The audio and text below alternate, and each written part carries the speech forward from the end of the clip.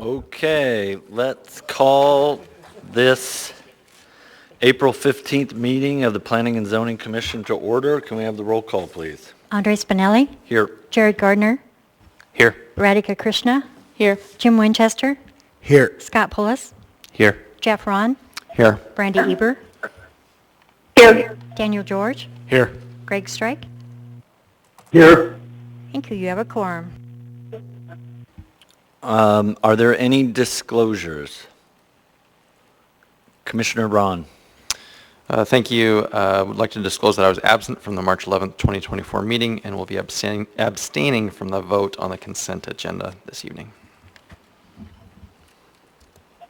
This is Brandy. I was absent from the last week's meeting as well and will abstain from voting on the consent agenda.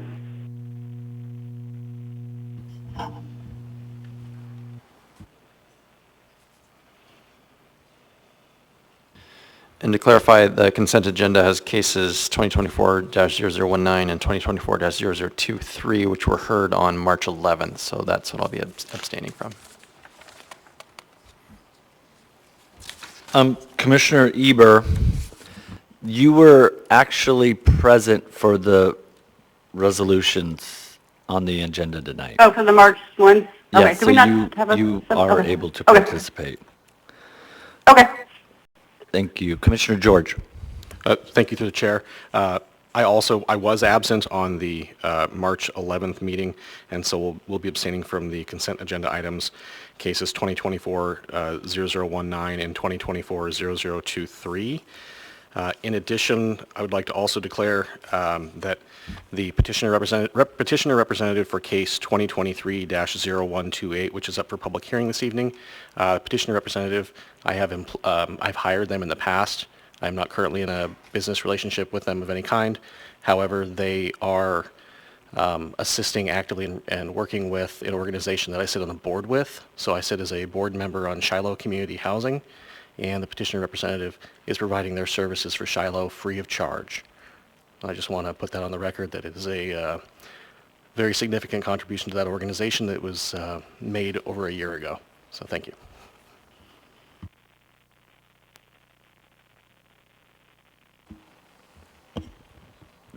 But you have no financial ties to this case. That is correct. Thank you.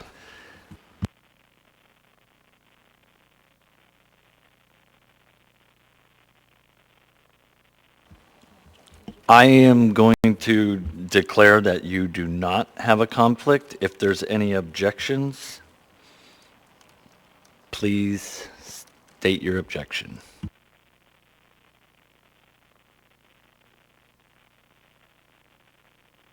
Seeing none, can we have a motion to approve the consent agenda?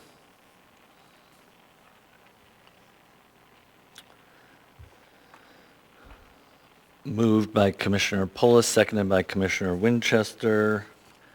Any discussion? Any objection? Seeing none, consent agenda is approved. We'll now move on to the public hearings. And I will read the process by which the public may testify. The procedure by which the public may speak to the commission at its meetings is, 1, after the presentation is completed on public hearing item, the chair will ask for public testimony on the issue. Persons who wish to testify will follow the time limits established in the commission rules and procedures. Petitioner, including his or her representatives, will receive 10 minutes. Representatives of a group, PTAs, community councils, will receive 5 minutes, and individuals will receive 3 minutes.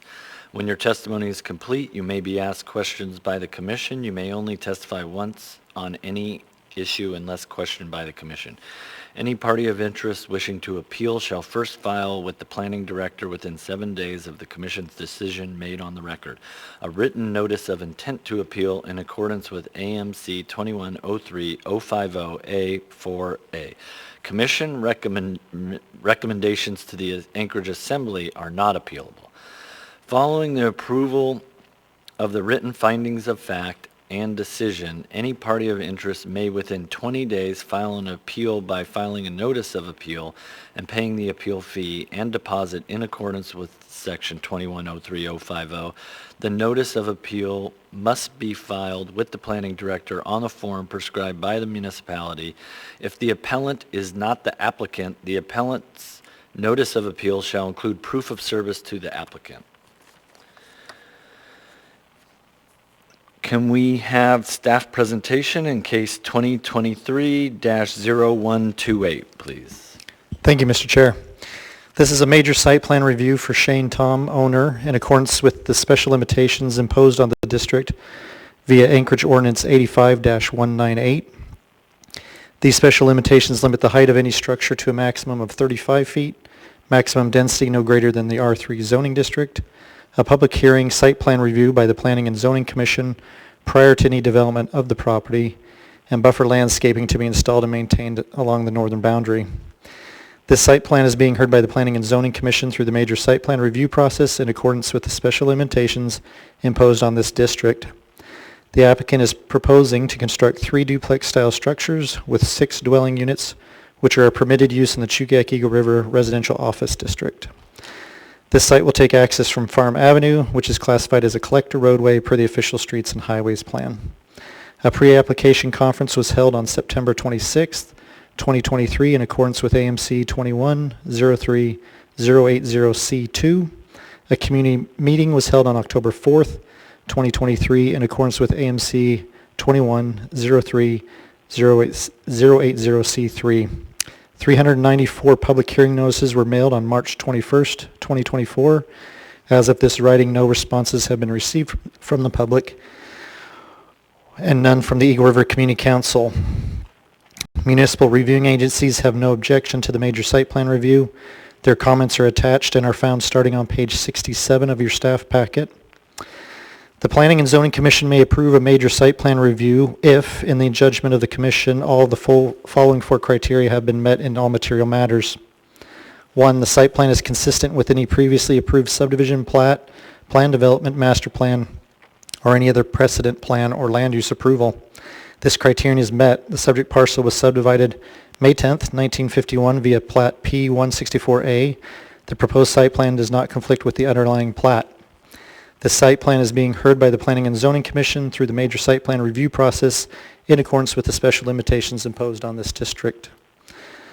2, the site plan complies with all applicable development and design standards set forth in this title, including but not limited to the provisions in Chapter 2104, Zoning Districts, Chapter 2105, Use Regulations, Chapter 2106, Dimensional Standards and Measurements, and Chapter 2107, Development and Design Standards. This criterion is met regarding Chapters 2104 and 2110-040 zoning districts, Chapters 2105 and 2110-050 use regulations, and Chapters 2106 and 2110-06 dimensional standards and measurements. This criterion has not been met, may be met, or is met regarding Chapter 2107 development and design standards. These criteria start on page 5 of your staff packet and go to page 12. The requirements to meet these criteria are found in the department recommendations on page 13 and 14 of your staff packets. It's also a note that some of the requirements on page 13 and 14 of your staff 13 and 14 of your staff packet are the new site access in new Title 21 that were not known by the applicant when he applied, but were effective January 1. Number 3, the site plan addresses any significant adverse impacts that can reasonably be anticipated to result from the use by mitigating or offsetting those impacts to the maximum extent feasible. This criterion is met. There are no significant adverse impacts expected regarding the development of this site. Number 4, the development proposed in the site plan is consistent with the goals, objectives, and policies of the comprehensive plan. This criterion is met. The subject parcel is classified as residential, 16 to 30 dwelling units per acre in the Chugach-Eagle River Comprehensive Plan, updated 2006 Land Use Plan Map. The proposed construction is of 3 duplex-style structures with 6 dwelling units. This development is consistent with the following goals and policies of applicable comprehensive plans. Chugach-Eagle River Comprehensive Plan, updated 2006. Land Use Plan classifications, residential. More dense residential development, including multifamily housing, is designated for areas with public sewer and public or certified water service, and areas where public sewer and water is expected to be extended during the next 20 years. These areas include the center of Eagle River, portions of Eagle River Valley, the Old Powder Reserve, the area between the new and the Old Glen highways from the north to South Birchwood, and the westernmost portion of South Fork. Development in these areas is intended to remain relatively compact to enable the efficient provision of public infrastructure. With population growth, a need for more multifamily housing is anticipated in Chugach-Eagle River. Multifamily housing should be developed in areas with public water and public sewers which are near employment centers and recreational opportunities and which have convenient access to major transportation corridors.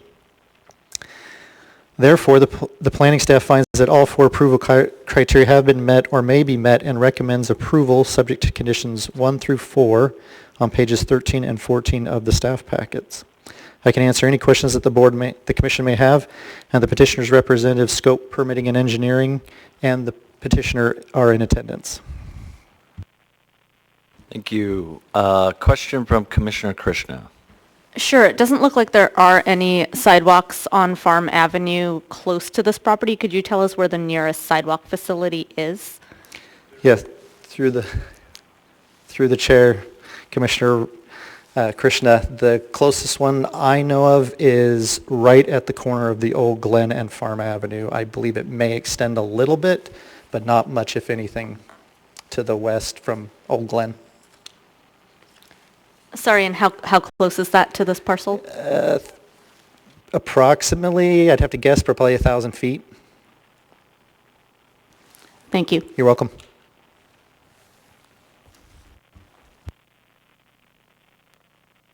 Commissioner Ron. Thank you through the chair, staff. Thank you for that review. My interest is around Department Recommendation 2E. Apologies if I missed it in your presentation, but can you help me understand what the options for amenities are? The recommendation reads, provide one amenity from AMC 2107.060G other than the required 2107.060G16. Through the chair, Commissioner Ron, this is that new site access that was added. They have to do, there's a table on page 10. They have to do sorry, I'm looking at this one. They have to do one of those in the table except for G, if I remember correctly. Thank you. Appreciate it. Did that help you? Yep. Thank you. Can I, just following up on that, I actually looked up that code section, the 2107060G, and I wasn't looking at this table. I was looking at a list of about 16 things. One of them was like the courtyard, the atrium and I was going to save this question for the petitioner, but since we're on it, I just want to make sure that that code section is also part of this. Yeah, Mr. Chair, I believe you're correct. This one's been a little confusing because it was brand new. Yes, they have to, sorry, it's on page 11. Starts on the bottom of page 11 through 12. So G is the minimum. Yeah, they meet the entrances, but they have to meet something else. There's one more thing, and they didn't know about it in design or in providing the site plan, and so, yeah.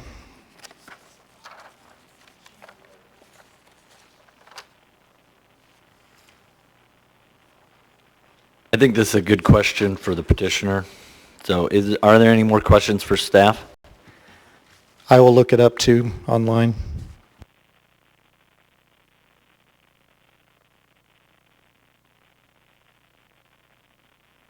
Commissioner George. Thank you to the chair. This may be a question for staff, or you can defer to the petitioner. The proposal is for 3 duplex-style buildings on one lot, and I don't see, or maybe I missed it, a reference to uniform common ownership interest. Is this essentially a sixplex detached.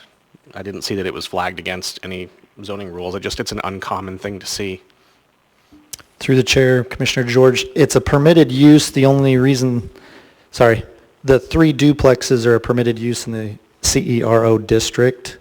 The only reason, unfortunately, the only reason they're here is because of the special limitation. So if the special limitation, this AO didn't exist, they would have been able to walk into the building department and pulled permits already. I don't know if that answered your question or not. It's not, they will have, yes, they will have to do some kind of horizontal regime, homeowners association if they, as one lot. But that's not something that planning modifies or manages. Okay, I recall we had a previous, I think it was last week, where there was included in the staff packet a discussion about common ownership interest and having to have that sort of thing come back before the department for approval, the CC&Rs and that sort of thing. I'm just trying to wrap my head around if this is one property, one parcel with one owner with 6 units, so like a detached sixplex, or if it is a PUD at some point, or a common ownership like condos, where there's individual owners. I'm just wondering if this will remain one owner. I will let the applicant speak to that. Thank you. I'll just add that a PUD does require an association be made, but the association maintains common spaces, but they don't necessarily have to be a condo association, so it's not a form of ownership. Title 21 doesn't have the right nor the ability to dictate ownership, really, just applying the land use code. So we'll go on to the petitioner's presentation.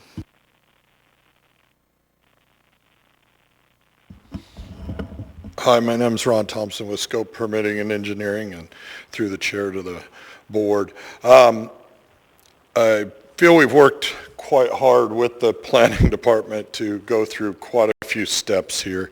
There were a couple of questions, I think, that, and on the surface, we really don't believe we have any problems with any of the criteria that are being presented.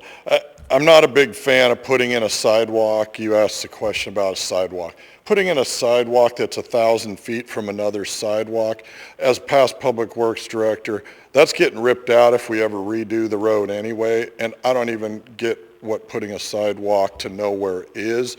We kind of thought that was solved in the meeting with the planning and traffic, but obviously it came back to this list, and in talking with the owner, if we have to put it in, we'll put it in. If it's one of those criteria that you can't get around, then we'll put that in. The snow storage, just wanted to mention real fast on the snow storage. Part of that was being determined on how much landscaping and how the requirements of this whole process were going to take to decide. But the owner owns a business less than a mile away. He manages and gets snow removed there. We'd probably just add it into his contract to do a snow management agreement as per Title 21 in this case too. The landscaping, we hired what I feel is one of the best landscape architects. If we're one tree short, we're one tree short. We'll add that, no problem. The calculation of 10%, I thought that I included that in the packet. If not, we'll do that, no problem. That's easy to do. And the one amenity, I've been asking, I can't really find what that amenity will be, so I would like to get a list of what that might be, but we didn't figure that it'd probably be something that's so onerous that we couldn't build this project. So at the end of the day, out of all the meetings we had, not one meeting did anybody mention to us from the planning department that this change in code would affect this project or tell us that we should consider dealing with it. So it is, kind of a little bit unprepared for that comment in the sense that we didn't really know it affected our project, but I can't imagine that the one amenity for pedestrian would affect our project negatively. So with that, I wanted to just say I appreciate your time. I think that we're doing a large scale project, it is going to be, to answer your question, it's going to be owner, maintained at the present time, owned by the owner with leases, and so it will be a single owner at this point in time. But as the chairman did mention, Title 21 doesn't dictate it, but I mean, at this point, it's anticipated the owner, Shane, who's here, is going to maintain ownership.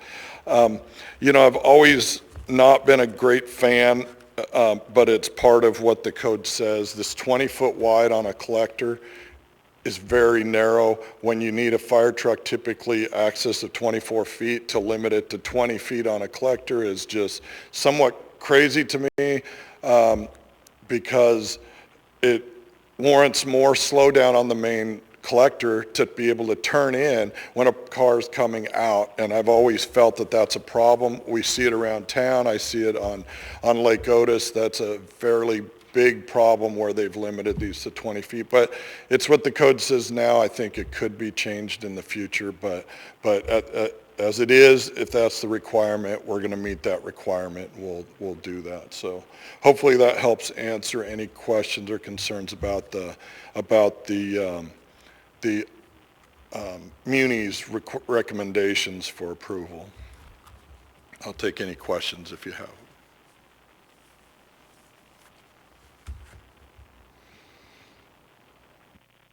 Any questions? Commissioner Gardner. Thank you. I'm just curious with respect to the sidewalk. Can you give us some color as to the nature of the conversations that you had been having and I guess why you were thinking it wasn't going to be included here?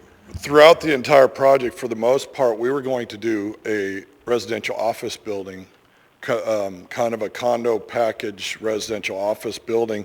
And when we met with the city, they said that was a requirement on the commercial aspects, not so much on the residential aspects. And so hearing it now, switching front, we did everything, right? Switched completely. We had a whole commercial building design. They didn't like it. It was what it was. So we regrouped with the owner and said, hey, to meet what the Muni felt like they could push forward and approve, we changed tactics, went to a complete residential model style building. And with that, we thought that requirement would go away. So we were prepared to put it in before. So therefore, obviously, we would put it in. But I think to me, in this case, it'll look so odd and be so out of place that it's so far from, and to tell you the truth, the one little sidewalk that's 1,000 feet away is like 2 feet wide. It's not even a sidewalk. So it's one of those places where maybe the interpretation of the code is what it is. The intent is not really meant to do that, but yet we're kind of stuck possibly of having to do something that is dictated that way. So I guess that's the best answer I can give you there. Thank you.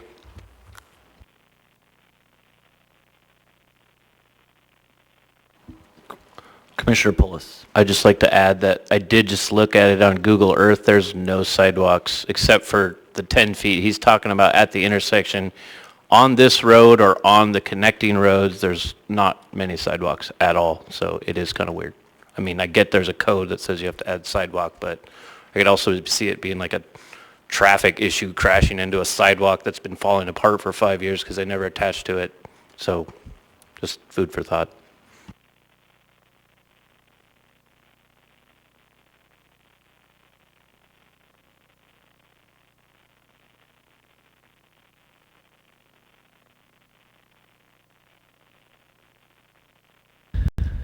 You have 5 minutes and 30 seconds for rebuttal. Right?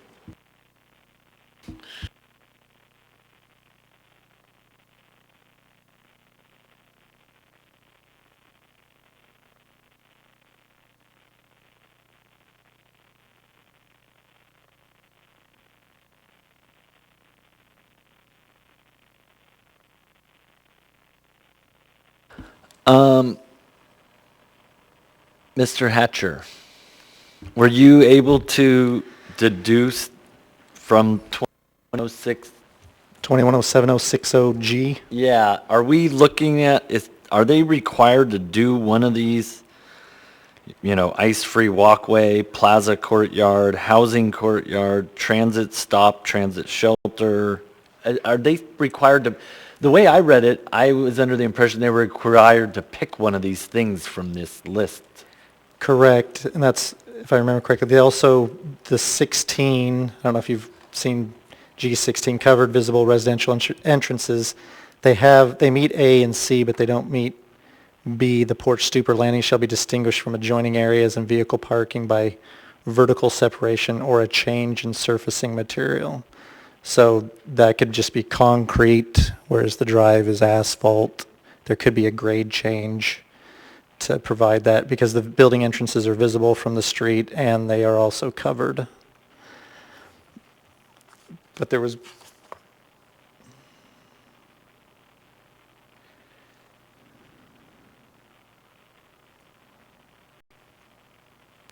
And I believe that's the only criterion they didn't meet.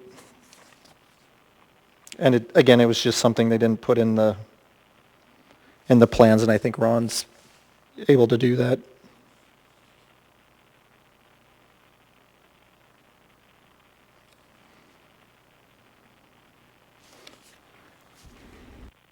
Any further questions for staff or the petitioner before we close the public hearing? Oh, Andre, I want to, hold on. okay. You'll have time. Anyone from the public wishing to speak? Hearing none, you have 5 minutes for rebuttal. I just wanted to point out one thing, and that was how we got here in the first place. When we started this process and met with the city about what was going on, nobody talked about the special limitation. We had designed a project, submitted a project, and then the some ordinance from 1980 came out of the woodwork. We don't really even know.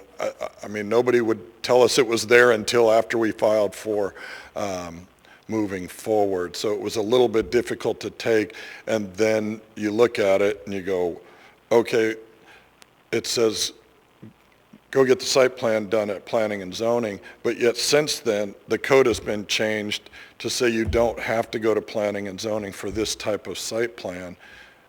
And so it was a little bit, and so we asked administration to look at that separately and say, well, if anything was rezoned today there would be no requirement to come through this major site plan review, and therefore, I hope that the city can clear some of these special limitations up, and I think that lately you've seen special limitations be limited more and more and more at both this board and the assembly level, and I think that's good because these gotcha points are very, very tough to take.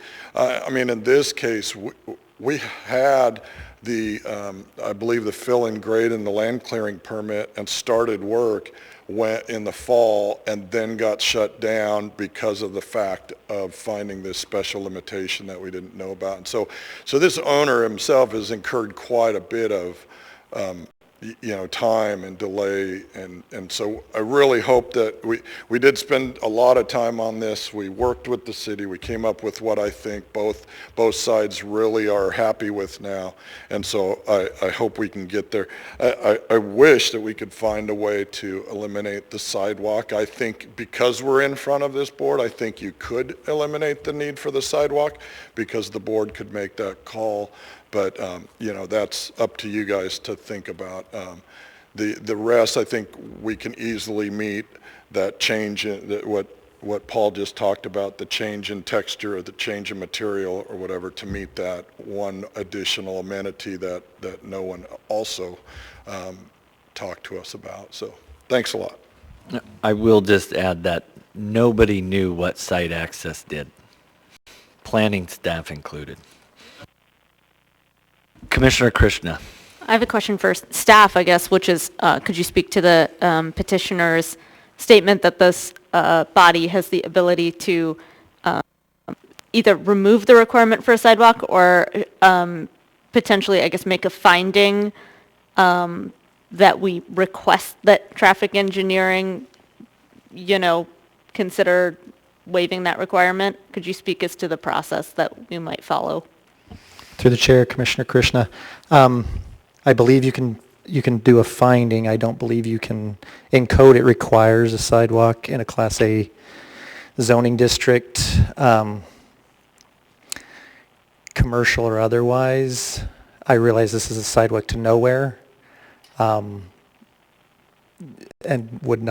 there's nothing that's going to ever, well, eventually something might connect to it, but I believe you can speak to it in your findings and in your motion as to if you want to include it because it is one of the requirements on page 13 and 14 of the staff packet.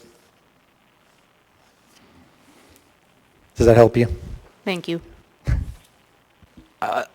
I believe at the end of the day, they're going to get a traffic review for their permit, and traffic's going to review it against the code. So the best we could do is make a recommendation to the planning department to change that section of code, which will take a very long time. Otherwise, they'll be stuck following the variance process. I mean, we could try to break the law here tonight, but I don't think that would work in the long run. It would make a kind of a mess, and it would be a statement, but I think the ultimate way to get around this is to change the code. I would fully support that. Chair Spinelli, that'd be correct. Or they could do a design variance to not have to put in this sidewalk.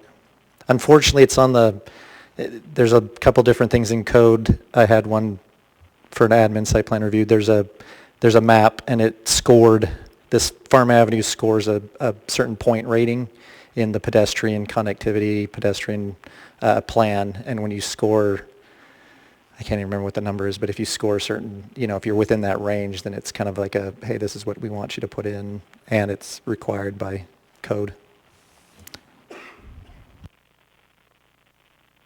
Okay, any more questions before we close the public hearing? Public hearing is closed. What is the will of the body?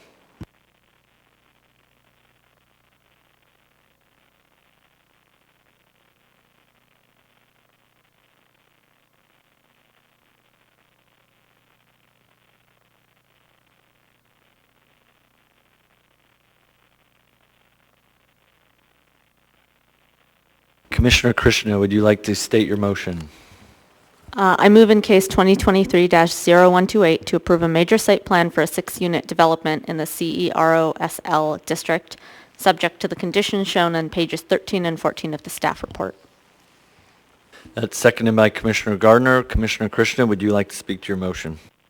Sure, I intend to support this motion. I believe, as the petitioner and the representative have stated, they are before us only through very long and hopefully unusual process, and it appears that they have done a commendable job of working with the city through this, and we've received no testimony nor any comments from the public with any objections. I would also be very supportive of a finding that might provide a longer-term solution to the sidewalk issue that's been raised in this case. Anyone else wishing to speak to the motion? Commissioner George. Thank you, through the chair. I just wanted to put a couple of findings on the record. The petitioner and the representative talked about the process they had to go through and why they're even here tonight. There's certainly room for improvement in the process. I think we all can recognize that. When we have something that's allowed within a zoning district, and here they are for a major site plan review, the sidewalk issue notwithstanding, I think this is maybe something to be explored for whether or not it's appropriate to come before us in the future. But there's a lot of questions here about, special limitations and what's appropriate, and there seems to have been a move toward not using that tool as much anymore, maybe as has been used in the past.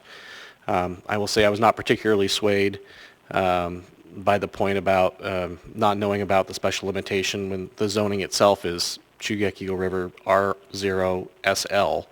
I think the first thing a developer would do is ask, what is the SL?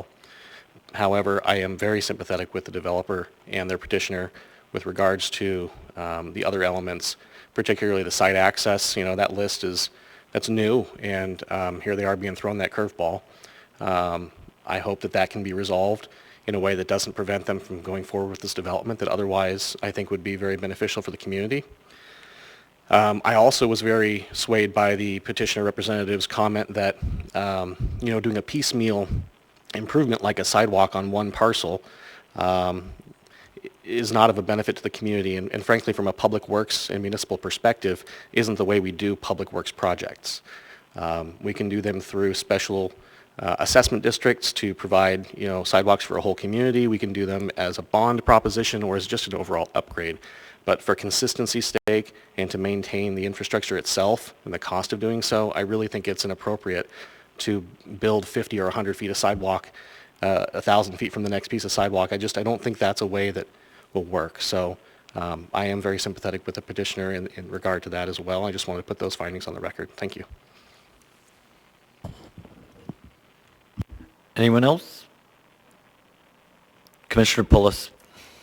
Yeah, I'll just add the usual that this meets the approval criteria as noted by staff in the packet. The additional recommendations by staff should resolve most of the remaining site design issues. There's no public opposition to this project. And I will just add one more zinger about the sidewalk. I believe that random chunks of sidewalk along a road that will not be maintained and degrade around the edges and present hazards are more of a hazard than a benefit to the community. So I think that should be looked at for sure. I also intend to support, and I will also add that 2107-060G16 was a major surprise to everyone, that including when this commission passed that code. I remember saying, I'm not sure exactly what this code is going to do, but I'm going to trust you. And we've come to find out that it's very detrimental. So I would urge extreme lenience from the planning department in the review of the 2107-060G, and I would also urge extreme leniency from the traffic engineer in review of the sidewalk. That's all. Call for the vote.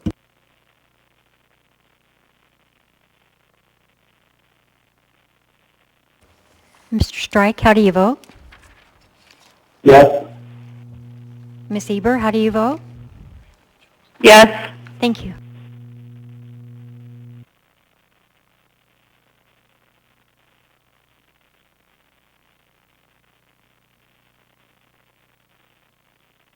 That motion passes.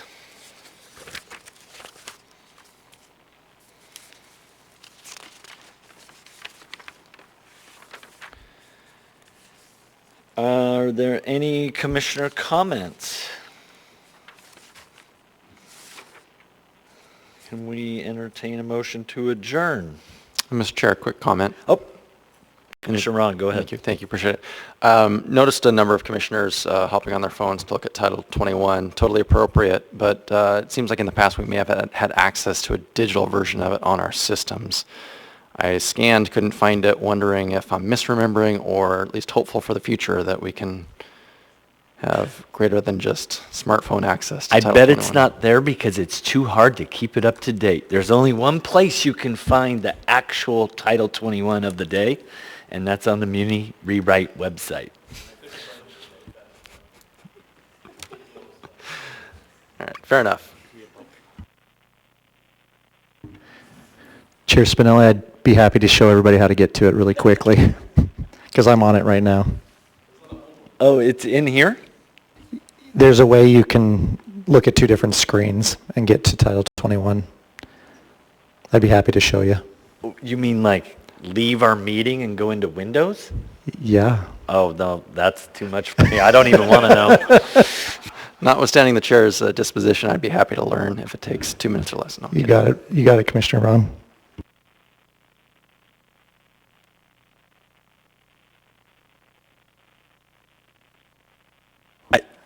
I think we should motion to adjourn and then follow up with tech lesson after the meeting's closed. Move to adjourn. Okay, thank you. Moved and seconded, and no objections? Okay, we're good.